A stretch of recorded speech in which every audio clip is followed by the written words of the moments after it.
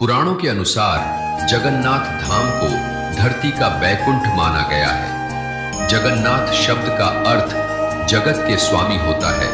इनकी नगरी ही जगन्नाथपुरी कहलाती है। जगन्नाथ मंदिर में भगवान श्री कृष्ण जी अपने भाई बलराम जी और बहन सुभद्रा जी के साथ विराजमान हैं। भगवान जगन्नाथ के दर्शन करने से सारी मनोकामनाएं पूर्ण हो जाती हैं। जगन्नाथपुरी के पास भगवान श्री कृष्ण का एक मंदिर है जिसे साक्षी गोपाल मंदिर के नाम से जाना जाता है।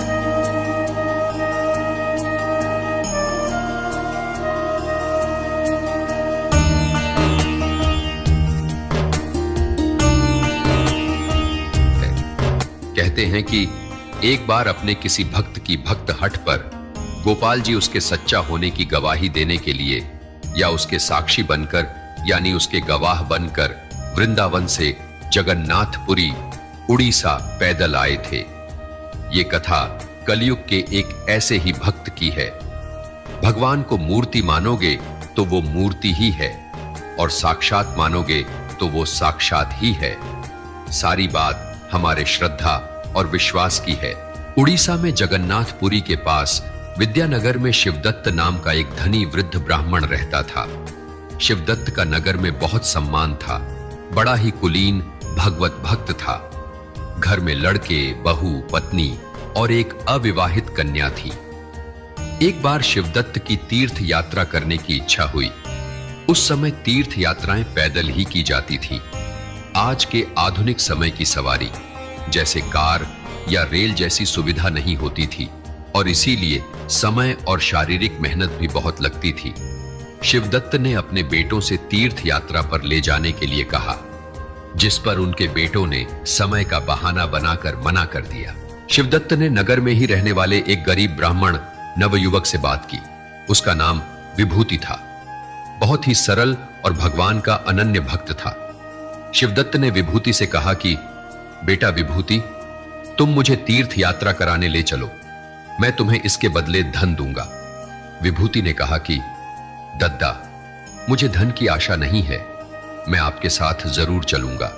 आपके साथ चलने से मेरी भी तीर्थ यात्रा हो जाएगी और मैं आपकी सेवा भी कर पाऊंगा। अपनी देखभाल के लिए विभूति को साथ लेकर शिवदत्त तीर्थ यात्रा के लिए चल पड़ा। वे दोनों तीर्थ यात्रा के लिए विद्यानगर से चले और गया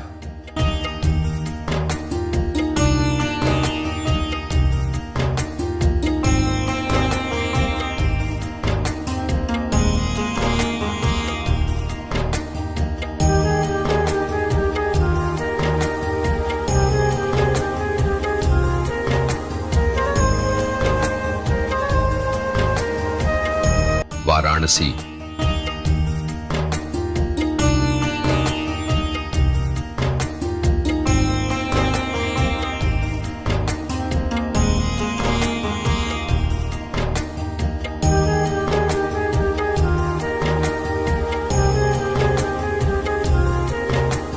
प्रयागराज।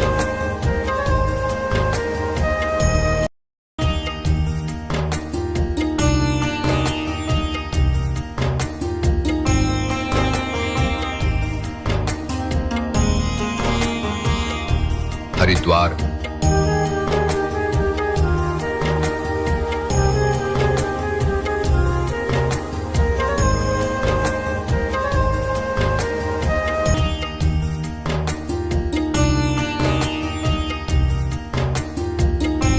और भी बहुत सारे तीर्थ स्थानों के उन्होंने दर्शन किए। यात्रा काफी लंबी और कठिन थी, जिस कारण दोनों यात्रियों को यात्रा करने में कई कष्टों का सामना करना पड़ा।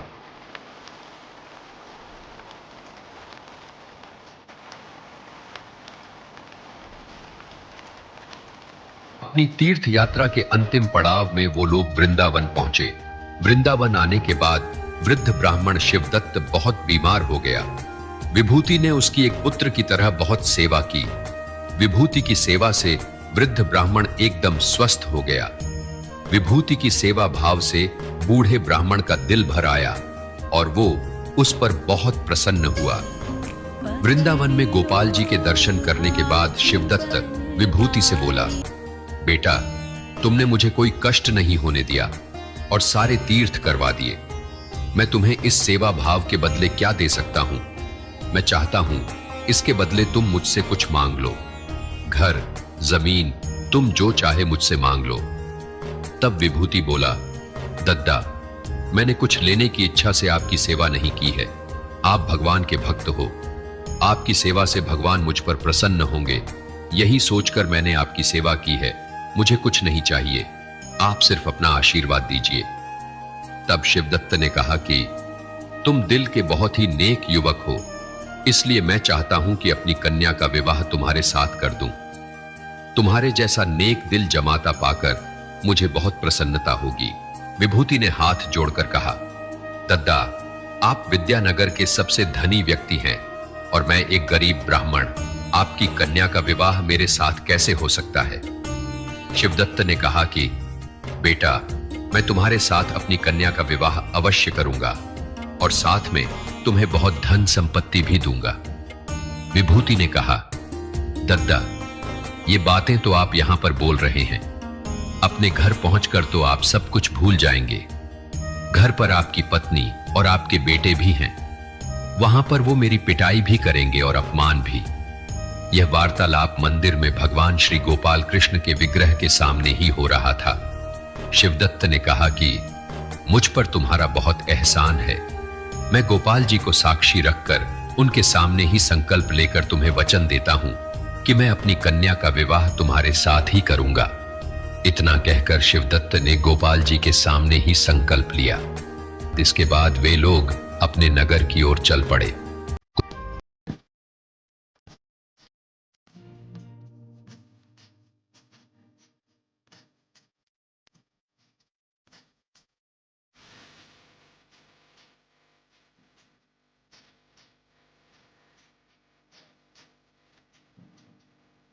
शिवदत्त ने घर पर आने के बाद अपनी कन्या का विवाह उस गरीब ब्राह्मण विभूति से करने के बारे में अपने परिवार वालों से बात की। परिवार वालों को यह पता चलते ही कि शिवदत्त अपनी सुंदरी गुणवती कन्या का विवाह एक गरीब ब्राह्मण से करना चाहते हैं, उसके बेटे और पत्नी गुस्से से बौखला उठे। तब शिवदत्त की पत्नी ने कहा कि क्या तुम्हारा दिमाग खराब हो गया है, जो तुमने हमारी कन्या का विवाह एक गरीब से तय कर दिया? इस बात पर उसके बेटे भी बहुत गुस्सा हो गए। शिवदत्त ने उनको बहुत समझाया और बताया कि उसने विभूति को श्री गोपाल जी के विग्रह के सामने संकल्प लेकर वचन दिया था। अगर उसका संकल्प और वचन झूठा हुआ तो वो मरे के समान हो जाएगा, परंतु उसके घर वालों ने उसकी एक न सुनी। पत्नी ने कहा, मैं आत्महत्या कर लूंगी, तो बेटों ने कहा कि हम घर छोड़कर चले जाएंगे। ब्राह्मण बहुत धर्म संकट में पड़ गया। कुछ समय व्यतीत होने के बाद ब्राह्मण कुमार विभूति को यह चिंता हुई कि दद्दा अपने वचन को पूरा करेंगे या नहीं। जब बहुत समय तक शिवदत्त की ओर से कोई सूचना नहीं मिली तो विभूति से रहा नहीं गया और वो उसके घर गया और उसने दद्दा को उनका वचन याद करवाया। शिवदत्त अपने घर वालों के डर से मौन रहा और कोई उत्तर नहीं दिया, तो विभूति उसे उसका दिया हुआ वचन और संकल्प बार बार याद दिलाने लगा। इतना सुनते ही शिवदत्त के घर वालों ने उसको ये कहकर घर से निकाल दिया कि तुम झूठ बोल रहे हो और हमारे पिता को लूटने के लिए आए हो। शिवदत्त बेचारा बहुत डर गया। बूढ़े शिवदत्त की यह दुर्दशा देखकर विभूति को बहुत दुख हुआ। उसने सोचा कि उम्र के इस आखिरी दौर में इस बूढ़े आदमी का वचन जा रहा है और सारे पुण्य कर्म नष्ट हो रहे हैं। विभूति इन सारी बातों और अपने अपमान से बहुत दुखी हुआ। उसने जाकर शिवदत्त ब्राह्मण के परिवार की पंचायत में शिकायत की। पंचायत बैठी। पंचायत में शिवदत्त के घर वालों ने कहा, यह विभूति बिल्कुल झूठ बोल रहा है, इसकी नीयत बिगड़ गई है। पंचो, आप ही सोचो कि हमारे पिता की ऐसी कौन सी मजबूरी होगी जो इस कंगाल से अपनी कन्या का विवाह निश्चित करेंगे। पंचों ने ब्राह्मण से पूछा, शिवदत्त, तुम ही बताओ कि क्या सच है और क्या झूठ है। पर चूंकि उसके घर वालों ने उसे पहले ही धमका दिया था, इसीलिए बार बार पूछने पर भी वो चुप ही बैठा रहा। पंचों ने कहा कि विभूति, तुम कह रहे हो कि शिवदत्त ने अपनी कन्या से तुम्हारे साथ विवाह कराने के लिए कहा था। शिवदत्त मौन है और उनके घरवाले कह रहे हैं कि ऐसी कोई बात हुई ही नहीं। दोनों में से कोई एक झूठ बोल रहा है, इसलिए पंचायत को एक साक्षी की या गवाह की जरूरत है। पंचों ने विभूति से पूछा कि क्या तुम कोई साक्षी दे सकते हो? जिस समय शिवदत्त ने तुम्हें वचन दिया था, क्या कोई और भी उस समय वहां पर था? क्या तुम किसी की साक्षी दे सकते हो? विभूति ने कहा, हमारी सारी बातों के साक्षी गोपाल जी हैं। उन्हीं के सामने दद्दा ने संकल्प लेकर मुझे वचन दिया था। गोपाल जी को छोड़कर और कोई मेरा साक्षी नहीं है। जब विभूति ने कहा कि गोपाल जी साक्षी थे, तब पंचों और सारे नगर वालों को लगा कि शायद गोपाल जी वृंदावन के किसी व्यक्ति का नाम है। पंचों ने कहा, तो क्या तुम गोपाल जी को ला सकते हो गवाही के लिए? विभूति ने कहा, हां, ला सकता हूं। पंचों ने कहा कि ठीक है, तुम जाकर गोपाल जी को साक्षी ले आओ। अगर गोपाल जी शिवदत्त के वचन का साक्षी दे देंगे तो यह पंचायत तुम्हारा विवाह शिवदत्त की कन्या से करवा देगी। शिवदत्त के बेटे और पत्नी को पता था कि गोपाल जी नाम से भगवान जी की मूर्ति की बात हो रही है, किसी व्यक्ति की नहीं, और उनको यह पूरा विश्वास था कि गोपाल जी साक्षी देने नहीं आएंगे। कभी मूर्ति भी गवाही देने आती है क्या? शिवदत्त के परिवार ने सहमति दे दी कि हां, अगर गोपाल जी साक्षी दे देंगे, हम अपनी बहन का विवाह विभूति से करवा देंगे। लेकिन विभूति को पूरा विश्वास था कि गोपाल जी साक्षी देने आएंगे और उसके मिले हुए वचन की गवाही जरूर देंगे। उसका विश्वास था कि गोपाल जी कोई पत्थर की मूर्ति नहीं है, बल्कि सजीव साक्षात प्रभु है। अब विभूति ने दोबारा उड़ीसा से वृंदावन जी की यात्रा शुरू की।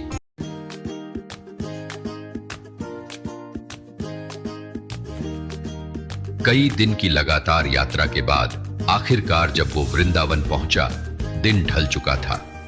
गोपाल जी का गर्भगृह प्रभु को विश्राम कराने के बाद बंद हो चुका था। लगातार यात्रा के कारण बहुत थका हुआ और अपने नगर में अपमानित होने के कारण विभूति प्रभु के मंदिर में पहुंचते ही पहले तो रोने लगा। निर्बल केवल प्रभु के आश्रय ही सबल है, नहीं तो निर्बल का बल केवल रोना ही होता है। गोपाल जी की लीला हुई। मंदिर के दरवाजे अपने आप ही खुल गए। विभूति अंदर आया तो गर्भगृह का दरवाजा उसको बंद मिला। गोपाल जी उस समय विश्राम कर रहे थे, लेकिन विभूति ने उन्हें जोर जोर से आवाज लगाकर बुलाना शुरू कर दिया। उसने बहुत बार गोपाल जी को आवाज लगाई और उनको बाहर आने के लिए कहा। आखिरकार गर्भगृह के दरवाजे भी खुले और उसको गोपाल जी के विग्रह के दर्शन होने लगे। अब विभूति बोला कि हे गोपाल जी, मैं आपको सोने नहीं दूंगा। आपको याद है ना, उस दिन दद्दा ने आपको साक्षी बनाकर ही अपनी कन्या का विवाह मुझसे कराने का वचन दिया था। उनके उस संकल्प और वचन के साक्षी और गवाह आप ही हो। आपको मेरे साथ साक्षी देने के लिए मेरे नगर चलना होगा। आप चलिए। अगर आप ना चले तो मेरा और अधिक अपमान होगा और दद्दा का वचन झूठा हो जाएगा। बहुत बार बोलने पर भी कोई उत्तर नहीं मिला। वो फिर बहुत जोर से बोला कि हे गोपाल जी, मैं आपको चैन से सोने नहीं दूंगा। ठाकुर जी बड़े कौतुकी हैं, बड़े भक्त वत्सल है। भगवान सरल विश्वास और प्रेम के भूखे हैं। वो उसकी सरलता पर रींझ गए। अचानक चमत्कार हुआ और पत्थर की मूर्ति मुस्कुरा उठी। होंठ हिलने लगे और गोपाल जी बोले, भला ऐसा भी कभी होता है? मूर्ति कहीं चलती है? तुम वहीं पंचायत में जाकर सबको इकट्ठा करो, मैं कोई ना कोई साक्षी भेज दूंगा। दृढ़ निश्चयी भक्त विभूति बोला कि जब मूर्ति बोल सकती है तो चल भी सकती है। जब आप मेरे साथ गवाही देने चल नहीं सकते तो साक्षी बनने को किसने कहा था? मना कर देते। अब तो कदापि नहीं छोड़ूंगा, आपको खुद ही चलना पड़ेगा।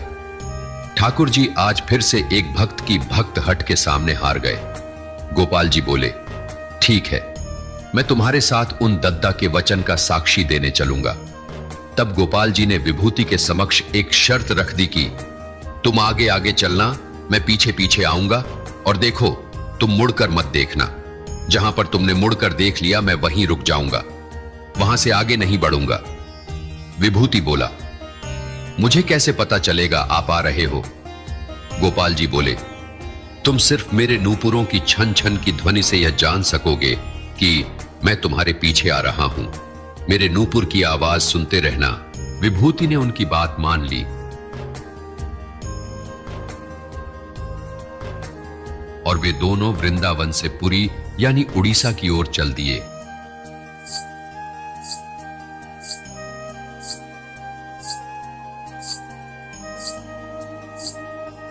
वो आगे आगे चलता रहा और साक्षात गोपाल जी ठुमक ठुमक कर उसके पीछे पीछे चलते रहे। नूपुर ध्वनि बराबर होती रही। विभूति को विश्वास था कि गोपाल जी मेरे साथ साथ चल रहे हैं। जब विद्यानगर थोड़ी ही दूर रह गया तो रेतीला रास्ता आरंभ हो गया। रेतीले रास्ते के कारण नूपुरों की छन छन की ध्वनि आना बंद हो गई। विभूति ने समझा कि गोपाल जी कहीं रुक गए हैं और उसने भ्रम के कारण पीछे मुड़कर देख लिया। उसके पीछे देखते ही गोपाल जी मुस्कुरा के वहीं खड़े हो गए। गोपाल जी की मूर्ति वहीं पर स्थिर हो गई। अब मूर्ति आगे नहीं चल सकती थी। गोपाल जी को स्थिर देखकर विभूति परेशान हो गया, पर गोपाल जी ने कहा कि तुम परेशान न हो, बल्कि जाकर उस ब्राह्मण शिवदत्त और पंचायत को यहां ही ले आओ। विभूति नगर पहुंचा और सब लोगों को इकट्ठे करके कहने लगा कि देखो, भगवान श्री गोपाल जी साक्षी रूप में आए हैं। लोग परम आश्चर्य में थे कि इतनी बड़ी मूर्ति इतनी दूर वृंदावन से खुद ही चलकर आई है। सारे नगर में धूम मच गई कि गोपाल जी साक्षी देने आए हैं। पंचायत के पंचों के आने पर गोपाल जी ने वह सारी बात दोहरा दी जो धनवान ब्राह्मण शिवदत्त ने उस गरीब विभूति से उनके सामने की थी। श्री गोपाल जी ने जन समाज में यह साक्षी दी थी कि बड़े विप्र ने छोटे विप्र की सेवा से प्रसन्न होकर उससे अपनी कन्या का विवाह करने का वचन दिया था। मैं इसका साक्षी हूं। आखिरकार पंचायत के आदेश से और गोपाल जी की साक्षी देने से विभूति और शिवदत्त की कन्या का विवाह हो गया।